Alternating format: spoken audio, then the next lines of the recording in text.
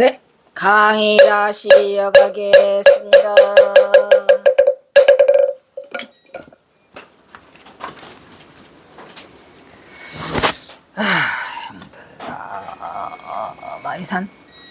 마이산 설명하고 있죠. 봄에는 배의 돛과 같다 해서 돛대봉. 여름에는 용의 뿔을 의미하는 용각봉. 가을에는 마이산, 귀. 말에 귀 같다 해서 태종이. 겨울에는 부처럼 보여서 문필봉으로 불린다하니 이름도 가지각색 많기도 하구나. 그죠? 산모롱이를 크게 돌면 길 우측 낙엽 쌓인 빗달길에 야생화가 지천으로 깔려있고, 그 마이산을 말하는 거죠. 주변에는 고사리가 살포시 고개를 내밀고 있더라. 산주길을 지나가면 고려말 공민왕의 왕, 이 산주길이 뭐냐면은 이제 거기 쭉 나 있는 길에 마이산 쪽으로, 아니 고금당 쪽으로 가는 길이에요. 고려말 공민왕의 왕사였던 나홍선사의 수도처인 나온에 고금당, 일명 나홍암이라고도 하죠. 앞이 턱 트여 있어요. 가면은 다 보여. 다리가 다 보여. 저 멀리 팔각정 비룡대와 안마이봉이 동시에 모습을 드러요. 안마이봉, 순마이봉 사이에 있는 것 같다라 제가 그랬죠. 깜짝 놀랐어요. 나도 거기를 걸어가다가 그냥 안마이봉, 순마이봉이 보이는데 이게 바로 동화세계인지 극락세계인지 그림인지 진짜인지 구분이 안 갈 정도로 그렇게 깜짝 놀란 적이 있어요. 하다가 굉장히 가까이에서 보인다는 거죠. 안마이봉, 순마이봉이.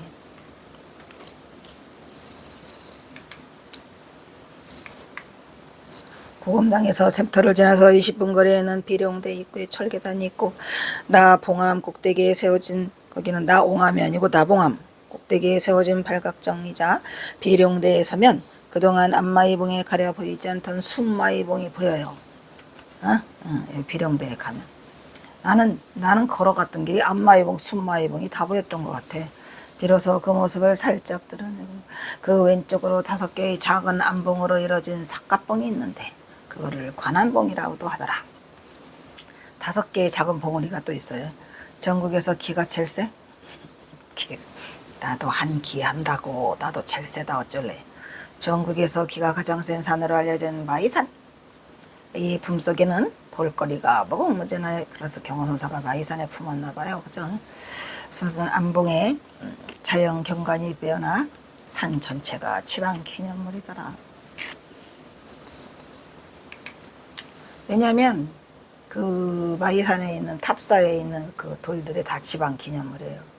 지적된 마이산의 대표적 볼거리로는 마이산 탑사와 톨탑군으로, 탑사는 108개가 있는데 탑사가 지방 기념물이에요. 그리고 돌탑군은 천연 기념물이더라고요. 지방 기념물, 천연 기념물. 그냥 천연으로 그렇게 다 만들어져 있어서 이게 극락세계인지 뭔지 바람 불면 자빠질라나 걱정이 태산이지만 하나도 안 자빠지더라. 신기하죠?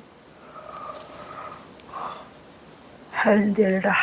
세찬 비바람에도 약간 흔들릴 뻔 무너지지 않고, 한겨울 타발에 정한수를 떠놓고 기도하면, 그때 이거 나왔어. 이거 세상에 이런 일이 나왔던 거, 뭐 어떤 거기 나왔어요.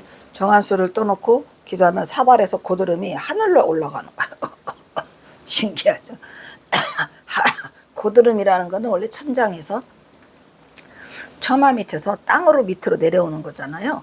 근데 여기는 정한수를 떠놓고 하면은 하늘로 고드름이 올라가는 거. 그래서 그때 뭐 TV에 나왔었어요. 이거 경이로움을 간직하고 있었으니 뭐 과학적으로는 풀 수 없다 어떻다 하는데 뭐 온갖 짓 다 해가지고 무슨 뭐 바람의 방향이 뭐 거기서 어쩌고 저쩌고 그러든지 말든지 어쨌든 고드름이 하늘로 자란다고. 이 석탑은 고 이감용 처사가 25세 때 입산해서 수도하여 산신의 계시를 받았다. 산신의 계시, 마이산 산신의, 거기야 뭐 산신의 계시를 안 받으면은 뭐 탑 한 개도 못 쌓게 생겼었는데 108개나 쌓잖아요. 30년 동안 음양의 이치와 팔진도법을 이용해서 쌓으려다. 팔진도법. 네, 그래서 이분도 풍수지리 등하고 유불섬 상계 등 하더라라는 얘기가 있죠. 아마도 그의 정성은 절대 무너지지 않는 불심으로 하늘에 닿았으리라. 순마이봉 중턱에는 사시사철 석간수가 흘러나온다는 화암글이 있고, 산행도중 만나는 천하물에서 5분 거리에 있더라. 이 물을 마시고 산신령께 기도들이 뭐 또 아들 난다고 하려고? 그렇죠. 임을 마시고 산신령께 기도를 드리면 아들을 낳는다는 전설이 내려온다 해가지고 사람들이 많이 아들 낳으려고 오죠. 이 땅에 다시 천봉준이 못다한 하늘 풀어 위대한 영웅이 탄생하기를 간절히 바라면서 경허선사는 무거운 발걸음으로 마이산을 하산하고 있었더라 이런 얘기죠. 에이? 예. 천봉준이 못다한 하늘 풀어줄 위대한 영웅이 탄생해야 될 거 아니요. 근데 아직도 못 탄생한 것 같아요. 아무나 나오나. 경호는 이곳 마이산 고금당에 자신에게 하늘이 점지해준 것으로 알고 밤새 걸어 금산사에서 이곳으로 찾아 들어보니 이곳은 바로 나홍화상이 마치 자신의 전생이 아닐까. 나홍글이 경호선사를 기다리고 있더라 이런 얘기죠. 자, 이게 바로 앞마이봉, 순마이봉 이게 오른쪽이 앞마이봉, 왼쪽이 순마이봉이라 그랬지 아까. 그래서 고금당은 앞마이봉과 순마이봉 사이에 있는데 앞마이봉이 더 크게 보이더라 이런 얘기죠. 자, 이번에는 제 166장 감히 종사가 선사를. 이거 누구요? 에이? 이거 속리산 법주사에서 일어난 일이죠. 그래서 감히 종사 따위가 선사를 이 그거 하려고 그래. 강백은 종사죠. 서진아 강백이라고.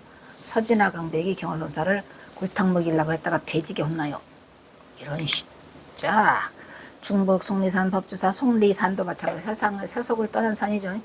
법주사에서 가장 크게 강을 떨치고 있던 서진아 강백, 진지런 강백, 서진아 강백, 월화 강백. 잘한다. 평소에 경허가 무예행을 하는 것에 대해서 좋지 않게 생각하면 니들이 경허를 알아? 어떻게 뱁새가 풍새를 따라가겠는가. 경허의 마음을 알지 못하죠. 하긴들로 하여금 한번 경허를 잔뜩 혼내줄 생각을 하고 벼르고 참여했어요. 근데 경허선사가 우연히 어디에 들려요? 법주사에 들리세요. 그러던 어느 날 우연히 경허가 이 법주사를 찾아가게 되었다. 오냐? 경허선사, 경허스님 온다고 하니까 오냐? 우리가 이 중한테 뻔때를 한번 보이자. 맨날 무예행한답시고 술만 먹고 오냐 한번 보자 라고 별렀어요. 이때 하긴들은 다투어 말하기를 잘 됐구나. 마침 벼르던 참이었는데 오냐 니들이 경허를 해보려고? 오냐 해라. 벼르고 있던 무지한 하긴들이 나서서 경허를 봉변 좋게 붙어 놓고 있었더라. 아무것도 눈치채지 못하고 법주사에 도착한 경허는 형세가 잘못 험악해져 갈 즈음 눈치를 채고 큰 방에 좌정했어요. 이것들이 나를 골탕 먹이려고 하는구나. 경허선사가 얼마나 눈치를 빠른데. 느닷없이 자고로 종사가 선사에게 이런 법이었거든. 어디다 대고 종사가 선사에게 덤벼. 이렇게 해서 경허선사가 큰 소리를 우렁창 목소리로 한마디 내질러니까 꼼짝 못하죠 자중이 하고 우렁찬 사자우를 발하였더라. 이 한마디 법문에 당대의 강백 서진아는 그만 아찔하였죠. 땅바닥에 엎드려갖고 잘못을 빌었죠. 평소의 경허의 무예행에 대하여 아주 못마땅하게 여겨 불만에 찬 비평을 부수이해온 진아 강백은 정작 경허 스님을 만나니까 벌벌벌 떨어요. 이렇게 칭견을 하니까 오히려 첫눈에 무조건 존경심이 났더라. 딱 그거하고 똑같잖아요. 부처님이 깨달음을 성취하고 교진녀 등 오비구를 만나러 또 오니까 저거 고타마 시타르타 저거 파괴자야. 오면은 아는 척도 하지 말자라고 다 짝정을 하고 짜는 짜고서 있는데 막상 부처님이 다가오자 뒤에 후광이 비치고 자기도 모르게 존경심이 나서 일어나서 제자가 대지 합장을 하고 이게 그 이야기야. 경허선사도 그랬다고 하죠. 그러니까 건드리면 안 돼. 그 왜 사명대사가 그죠? 사명대사가 그 저기를 이끌고 그 뭐죠? 문화사절단 뭐라 그래 그걸 보고 이끌고 일본을 가잖아요. 그 노예들이랑 다 데리고 오려고 갔는데 이제 사명대사를 죽이려고 방에다 집어넣고 그냥 부를 때 무지하게 더워 막 펄펄 끓어 방바닥이 부들장이. 그래서 타 죽었는가 하는데 사명대사가 이걸 미리 알고 얼음빙자를 써서 휙 날려가지고 어디다가 천장에다가 떡 붙여놓으니까 온 그 방이 전부 다 꽁꽁 얼어 있어요. 이놈들 덧대라. 이놈들아 사람 죽이겠다. 얼어 죽겠다. 이놈들 덧대라 해서 일본 놈들이 그 도수에 그 저기 사명대사의 도술에 항복하고 말았다라는 얘기가 있듯이 경허선사도 지금 이 서진화 강백이 한번 하려고 벨르려고 하니까 스님이 그냥 종사가 없다 대고 지금 선사를 지금 해! 없다 대고. 그래서 이제 오늘 내내 종사는 깨닫지 못한 자, 강백. 그 다음에 선사는 깨달은 자, 부처. 스님의 형체를 보니 흉흉한 눈빛이면 눈이 그냥 눈알에 그냥 광채가 그냥 언광이 그냥 지배를 차려버려. 그래? 그만 머리 숙여 아만을 없애고 하긴들이 불량한 짓을 못하도록 자진하여 받기에 바빴어요. 서진화 강백이. 그 후로 제자가 되죠. 그 후로는 시간이 나는데 스님을 모시고 청법을 그렇잖아. 청법을 예법이 할 뿐 아니라 자신이 직접 곡차를 받아다 공양을 올리기도 하더라. 이거는 뭐 내내 똑같아. 진지는 강백도 똑같아요. 한바탕 별로 보려고 했는데 못 당해. 그러다가 나중에 경허스님의 제자가 되죠. 예. 1927년 태경 권상로죠. 권상로가 쓴 법주사 서진화 스님의 비문 발미에 적힌 제자지를 보면 문인난에 용호정호라고 적혀 있더라 이런 말이에요. 이 용호정호가 동호요. 용호당 용호. 석전 박한영 스님. 이것은 석전 박한영 스님이 서진화에게 배웠다는 뜻으로. 그러니까 서진화 강백이 박한영의 스승이에요. 근데 박한영이는 경허스님한테 와서 그냥 죽기 살기를 하고 깨달음을 구했으나 깨닫지 못하고 애석하게도 경허선사도 열반하고 서진화 박한영이는 어머니를 잃는 바람에 서로 헤어져서 못 만나요. 이 이야기가 지금. 그러니까 서진화도 어지간하다 이런 얘기야. 그렇지만 그래봐야 강백이야. 강백은 뭐 어쩔 수가 없어. 서진화 스님에게 배웠다는 뜻이다. 석전 스님이 30세 때 법주사 강사로 와서 1년 남짓을 지내며 그러니까 내내 박한영이도 강백이고 서진화도 강백이고 아시겠죠? 네, 우리는 강을 해갖고서 강백이 돼갖고서는 못 깨쳐요. 도는 공문이야. 공문. 현문이고 깨달음의 길은 공문이야. 배울 수 있는 게 아니에요. 배워서 되는 게 아니죠. 마음길이기 때문에. 뭔 말인지 아세요? 여러분 공부 많이 하려고 하지 말고 마음길을 찾아서 깨달음을 성취할 수 있는 현문에 들어가서 해야 된다 이런 얘기죠. 서진화 큰 스님에게 경의 깊은 뜻을 질문하고 배웠기 때문에 문인으로 동명해 놓은 것이었어요. 그러니까 똑똑해요. 박한영이도 엄청 박학다식하죠. 하지만 아무리 박학다식해도 마음자리를 깨닫지 못하는 소용없는 거죠. 박한영은 경허에게 공부를 배우기 위해 삼수갑산을 3번이나 들어서 경허의 제자로서 선승이 아니던가. 그런데 서진화 강백 밑에서 제자니까 내내 강백이요.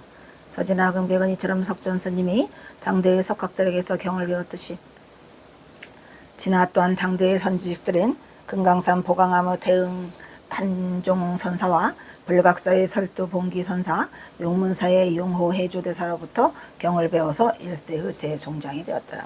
그러니까 경도 경의 대종장이 될 수 있지만 깨달음에 성취하지보다는 절대로 대도인이 될 수 없더라. 안타깝지만 그래서 서진화도 역시 종사야. 대종사 품이 뭐 이렇게 많이 주더만 요즘에 깨달음에 도달하지는 못했지만 공부를 많이 해가지고 대종사 품위를 주더라고요. 아이고 불국사 가신 분 누구죠?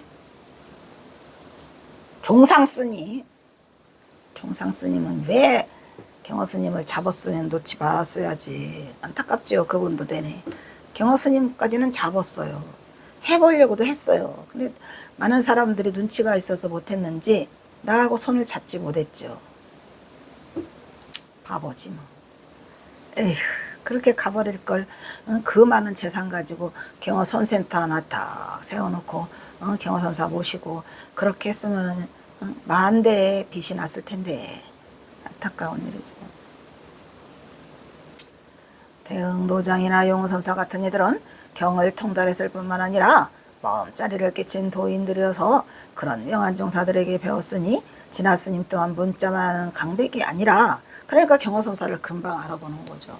만약에 문자만 배운 강백 따위였다 그러면 경허선사를 보자마자 그렇게 막 그냥 놀랍지를 않아요. 보는 성기가 있으니까. 그래서 선문 제정록을 쓸 정도로 선문에 일가견이 있었다고 한다. 선문 제정록? 우리 해암스님은 현관법요. 또 선문 제정로, 선문정로 누가 썼죠? 선문정로. 제정로가 아니고 정독이 아니고 선문정. 응? 성철스님. 성철스님도 선문을 물을 먹어서 선문정로를 썼어요. 그러나 경허선사를 만날 당시에는 역시 강백이었어요. 선승이 아니었죠. 진화는 금강산 신계사 스님이고, 그런데 진화는 당시 12세 때 중이 된 금강산 신계사를 떠나 1900년대에는 은사 탄흥 스님을 모시고 법주사로 이동해 갔더라. 그리고 탄흥 스님은 낡은 법주사를 크게 고쳐 중창하신 후 입적하시고, 진화 스님이 터전리에 강을 하기 시작해서 전국 제1의 강백이 되었더라. 이런 얘기죠. 그러니까 법주사도 내내 강원이 있었어요. 선방이 있는 게 아니라. 이 일화는 서진화 강백이 스승 탄흥을 모시고 신계사에서 속리산 법주사로 이동해 온 이후 만남으로 당시에 그는 경허선사의 법기를 익히 알아보지 못했기 때문에 별르고 있었다가 경허선사를 한눈에 알아봤죠. 그래서 그 학생들이 경허선사를 뭐 하려고 하니까, 굴탕 먹이려고 하니까 굴탕 먹이지 못하게끔 그렇게 하셨다고 하죠. 강백으로 감히 선사를 희롱하려는 우를 범해서 화를 자초했으니 궁연히 이러한 일거리를 만들게 되었던 것이다. 그러니까 몰라서, 선을 모르면 그 경만 알면 그럴 수 있죠. 이때 경허선사는 호설 비롯한 여러들을 돌아다니며 선을 펼치기 위해서 우연히 다시 속리산을 들르게 되었어요. 다시 속리산을 갔죠. 갔더니 달라졌어. 속리산 법주사 강원 서진화 강백은 평소에 경허의 무예행을 좋지 않게 평하여 학인들과 함께 경허를 혼낼 작정을 하고 있었던 것이다. 이런 말이지. 경허도 왕년에 동학사에서 동욱강백을 한 시절이 있었던 것이었으니 다 그래봐야 또 경허선사도 강백이요? 강백 출신이요.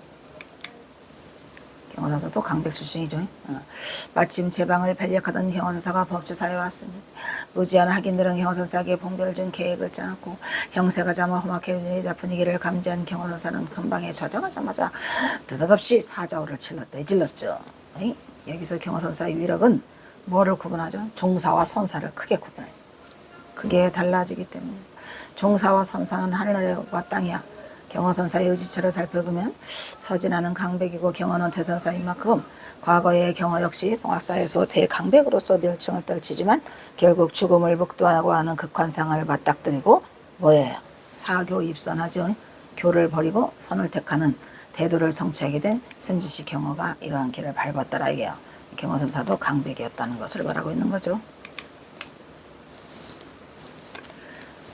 경허선사는 일찍이 동학사에서 대도를 성취하고 자신의 스승이 만화 대강백도 자신의 수업자로 할지 언정 수법자로는 인정해주지 않았다고 공포하고 법맥을 잊지 않았을 정도로 경허선사는 그 수업사와 수법사를 잘 따져요. 만화강백까지도 거절했는데요. 도를 깨치지 못한 종사, 대도를 성취한 선사, 그 차원을 달리하기 때문이죠. 완전히 달라요. 완전히 달라. 그러니까 대도를 성취한 선사는 그 깨달음을 구할 수 있도록 선으로 인도할 수 있지만, 강백은 백날 공부만 가르쳐요. 네가 잘나네, 내가 잘나네. 갈수록 암만심만 들고 공부를 안 해. 마음 공부를. 여기에서 중요한 경허의 선세상을 펼 수 있는 선승 경허는 선을 교의 우위에 두고 교학으로서도는 절대 대도를 성취할 수 없음을 말하죠. 왜? 선이 우위야. 왜? 감히 종사가 선사를 이렇게 야단을 치니까. 이미 강백을 거친 스승의 입장으로 진하 강백을 크게 꾸짖고 있는 선지식 경허의 참마음이더라 이런 얘기요. 교 위에 선이에요. 교가 절대로 선을 능가할 수 없어요. 이 한마디 법문에 당대의 강백, 진하 강백은 그만 아찔했다. 평소의 경허의 무예행에 대해서 아주 못마땅하게 불만에 찬 비평을 무수해오던 진하는 정작 경허설을 칭경하자 오히려 첫눈에 홀딱 반해요. 그래서 무조건 존경심이 났죠. 그냥 알지요, 뭐 한눈에. 그만큼 아마 진하 강백도 그 성기가 있었던 것 같아요. 그러니까 알아보죠. 서진화 강백은 당장에 일어나 삼배를 올리고 머리 숙여서 사죄하면서 자신의 잘못된 암만을 없애고 경허에게 성법을 청하여 여보 피할 뿐 아니라 자신이 입적 곡차들 받아 나오실 때마다 경허에게 공양을 올리기도 했으니 이렇게 서진화는 강백으로 경허의 법을 공부한 제자가 된 것이다. 진진흥도 마찬가지고, 또 옛날에 등하마상도 마찬가지고, 등하마상은 어디에서? 해인상. 등하마상에게 주다. 여등하마상 있죠. 서진화가 만약에 이때 경허를 만나지 않았다면 선은 저리 물 건너가죠. 그리고 경에게 고된 꾸지람을 당하지 않았더라면 오늘의 서진아는 없었을 것으로 얼마나 다행인가 이 말이죠. 서진아는 경으로부터 선을 공부한 이후로도 선사로도 크게 이름을 날리고 수많은 제자들을 두게 되었으니 여기에 2500년 전 붓다가 보리스왈에서 대도를 성취하고 제일 먼저 뭐를 전법을 하고자 교진여정 500여를 찾아가죠. 그들은 멀리서 다가오는 석가를 발견하고 같이 수행하다 일탈하여 수자타의 유미직을 받아먹었으니 타락한 자다 라고 기군을 재인 파괴를 행한고 오타마 시타르타 쳐다보지 마라 를 외면하고자 서로 약조하였으나 마침 부처님이 다가올수록 자기도 모르게 일어나죠. 그러나 석존이 그들을 가까이 다가올수록 광이 비치는 불타의 모습을 보고 하나같이 모두 일어나 합장을 하고 머리를 조아렸다. 그렇게 하지 않을 수가 없죠. 그 청계사 그 스님도 그러더라니까 내가 나타났는데 안 일어날 수가 없겠지. 조전 법륜의 시초인 것이다. 석가모니가 깨달음을 얻은 후 그 전에 만난 5비구 수행자에게 처음으로 발정도와 사성제를 가르쳤다는 것을 가리키는 용어로서 초전 법륜의 시작이다 이런 얘기죠. 고타마 시타르타 왕자는 궁전에서 향락의 세월을 보내다가 29세의 노인, 병자, 죽은 자 4대문 가죠. 4대문에 가서 전부 다 사문유관상 그죠? 을 경험한 후 최상의 선을 찾아 왕자의 신분을 버리고 출가를 하더라. 출가 후 2명의 병상과 알라라깔라마 또 우타카 라마부타 알라라깔라마 두 사람에게 배우죠. 각각 무소유처와 비상 비비상처라는 명상의 경지를 배웠습니다. 하지만 두 명상의 경지가 자신이 됐던 최상의 선이 아님을 알고 스승을 따라 다시 유행하던 격심한 고행을 6년간 시도. 이때 5명의 동료 수행자들이 함께 고행을 했는데 하지만 고행으로서는 자신이 추구하는 최상의 선을 이루지 못해 고행을 버리고 어린 태자 시절 경험했던 사선정에 들죠. 첫 번째 마음 집중 삼매가 깨달음에 이르는 길이 될 수 있다고 생각하고 선정에 들어 사선정.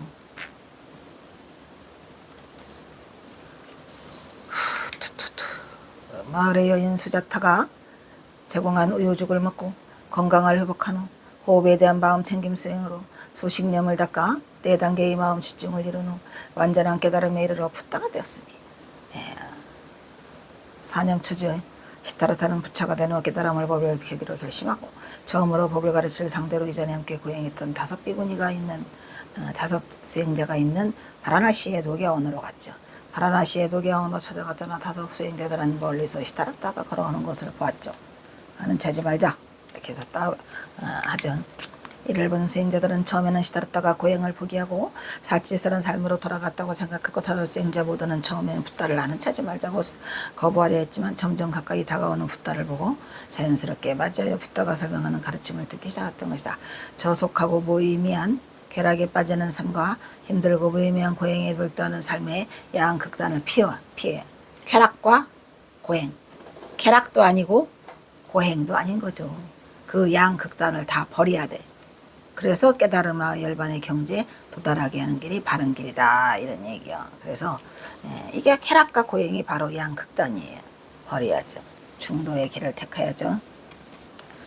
그래서 뭐래요? 중도 나오네. 중도인 발정도를 가리키고는 붓다는 4가지 고귀한 진리의 사성제, 고집멸도, 발정도 말고 완전히 깨달았기에 부처는 이들에게 깨달음을 얻었다고 선포하였으니 이 초전법륜의 깨달음을 듣고 수행하여 교진여 등 5비구 수행자는 차례로 첫 번째 성자의 경지인 수다원의 예륙가를 얻어서 아라한이 됐죠. 아라한. 그러니까 완전한 깨달음을 얻지보다 하면 아라한이 되는 거예요. 이후 5 수행자는 붓다의 정식 제자인 비구가 되었으니 이처럼 경어의 도력을 한눈에 알아본 서진아 강변 역시도 안목이 있는 거예요. 경화에게서 풍기는 선사다운의 평당당한 면모와 선의 가풍이 드러나는 대선사의 위협감으로 자신도 모르게 합장하고 존숭하는 태도를 보인 서진아의 면모도 그의 안목이 근시안이 아니었음을 알 수 있었더라. 스님들에게는 그 행적이나 덕성에 따라 여러 가지 칭호를 붙이는 경우가 있는데 많죠. 조사가 최고야. 종사, 선사, 율사, 법사 등이 그것이다. 이 중에서 조사란 석가모니 부처님으로부터 정통의 법목을 이어받은 덕은 높은 스님들을 일컫는 말을 우리가 조사라고 하죠. 조사란 한 종파를 이렇게 세운 학식이 높은 스님을 가리키는 말이었으니 또한 선사란 오랫동안 선을 수행하여 선의 이치에 통달한 스님을 일컫는 말이고 율사란 계율을 전문적으로 연구했거나 계행이 철저한 분을 지칭하는 맛이며 또한 법사란 경전에 출대해서 부처님의 가르침을 널리 선양하는 스님들을 가리키는 거. 그래서 우리가 법사라고 하죠. 법사. 이처럼 스승들의 호칭인 선사, 종사, 율사 등의 의미는 선사, 종사, 율사. 선사는 선생에서 깨달음의 형지에 이른 선지식을 우리가 선사라고 하고 대선사라고도 하죠. 경호 대선사 선양이죠. 비록 대도를 성취하지는 못했다 할지라도 선수행으로 수행자의 본분을 삼는 승려를 선사라고도 한다 이런 말이에요. 그러니까 대도를 성취하지 못했어도 선수행 공부를 하면 그냥 선사라고 해준다 이런 얘기예요. 뭐 말인지 아시겠죠? 종사는 선의 경지에 도달한 승려는 아니지만 교학의 종장으로서 대중의 사표가 되고 모범이 되는 승려로서 교학의 지도자로서의 자격을 갖춘 법납을 갖춘 교회에 신망맞는 승려를 종사 또는 대종사라고 부른다. 이것도 다 종사와 선사를 구분하는 하나의 지침이 되고 있는 거죠. 교학의 지도자는 종사, 선의 지도자는 선사, 율사는 비구승인데 계율을 견고히 지키는 자를 우리가 율사라고 해요. 또는 율사는 계와 율에 등통한 승려를 율사라고 해요. 그 대표가 누구죠? 일타스님. 일타스님 율사예요. 손목을 다 잘렸고 그 집안에 출가인이 몇십 명이라 하더라도 그냥 출가인인 뿐이지 거기서 대도를 성취한 자가 없어서 그냥 율사예요. 율사. 율장에 의하여 그릇된 일을 검토하여 지도하거나 수계 등의 갈마와 포살 등의 시설을 할 때는 이를 갈마 있잖아요. 갈마. 그 다음에 포살계 주죠. 이를 주관하는 승려를 우리가 율사라고 그러죠. 그러니까 포살계나 비구계나 비구니계 이런 거 할 때 그 계를 주관하는 사람을 우리가 갈마 아사리라고 하죠. 그 다음에 포살도 마찬가지고. 또한 스님을 높여 부르는 말에는 화상이라 경호 화상 행장, 사문 경호사가 사문 경호, 대덕들 하죠. 대사 등이 있다. 화상이란 본래 스승이란 뜻으로 평생 가르침을 받는 은사 스님을 뜻하는 말인데 나중에는 그냥 덕 높은 스님을 칭하게 되는 말이 되어버렸고 사문이란 본래 시라마나라고 해서 바라문교에 대응하던 인도의 새로운 사상적 지도자를 칭하는 말인데 그냥 경호선사도 자신을 뭐라고 그랬어요? 사문이라고 했어요.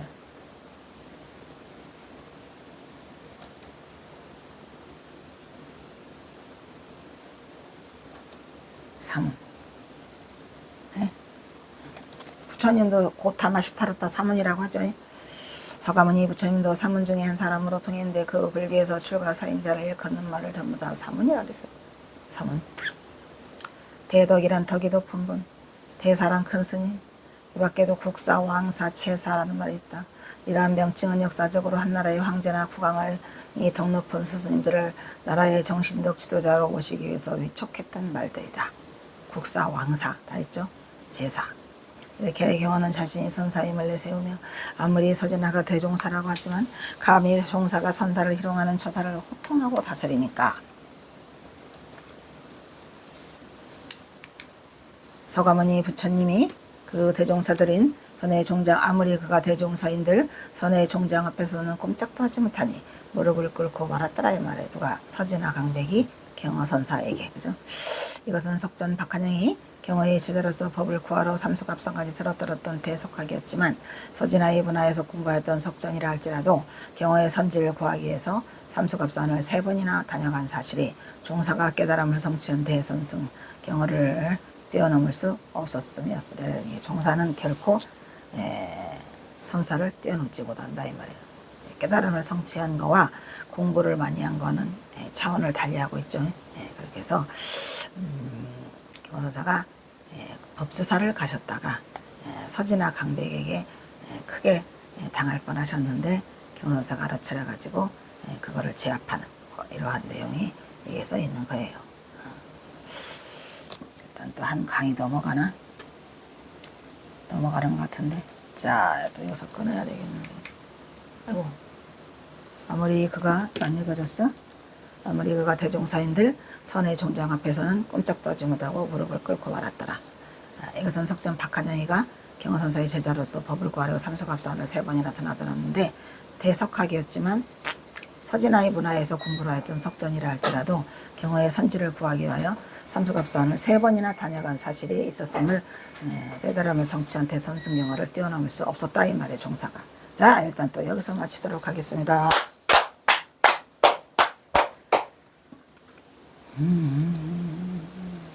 167장.